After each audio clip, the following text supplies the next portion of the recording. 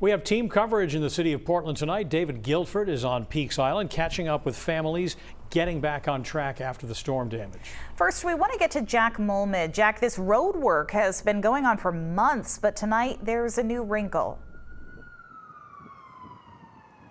That's right, Amanda. We are now more than 4 months into this closure for Free Street right here, and we've already seen numerous delays take place.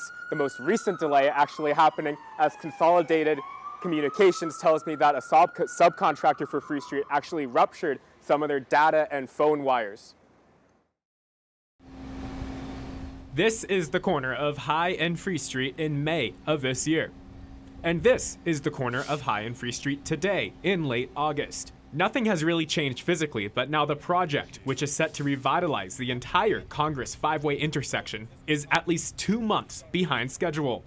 And Free Street is still closed to car traffic. So for the city to block off businesses like they did really felt like they didn't care about any of us. Close my business. Back in May, we spoke with Gracelyn Kilpatrick of G's Boutique. She said the Free Street closure hurt her business and she closed down. It's really difficult every time, people ask about my shop and not knowing that it closed, or I get this, and it's very emotional to have to bring it all up again and talk about what could have been. Gracelyn closed the beginning of June.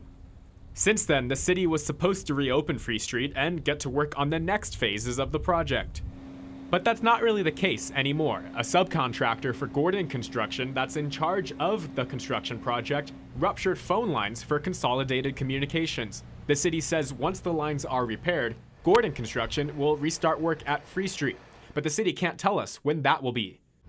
Until we get an updated schedule of work from Gordon, it wouldn't be fair for me or for the businesses and the pedestrians who've been and the motorists who've been very, very patient. And that's just what businesses on Free Street are doing, being patient. Like at the Dogfish, which has been in the neighborhood for 24 years. I try to stay positive. I understand that the city's run into the issues.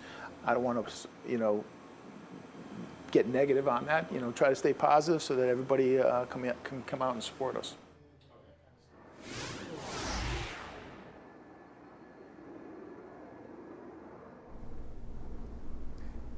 Yeah, so we weren't actually able to get an exact number of how many people were impacted by this issue with Consolidated Communications, but they did tell us that they have almost finished repairs with the data wires, and they'll spend the remainder of this week working on those phone lines.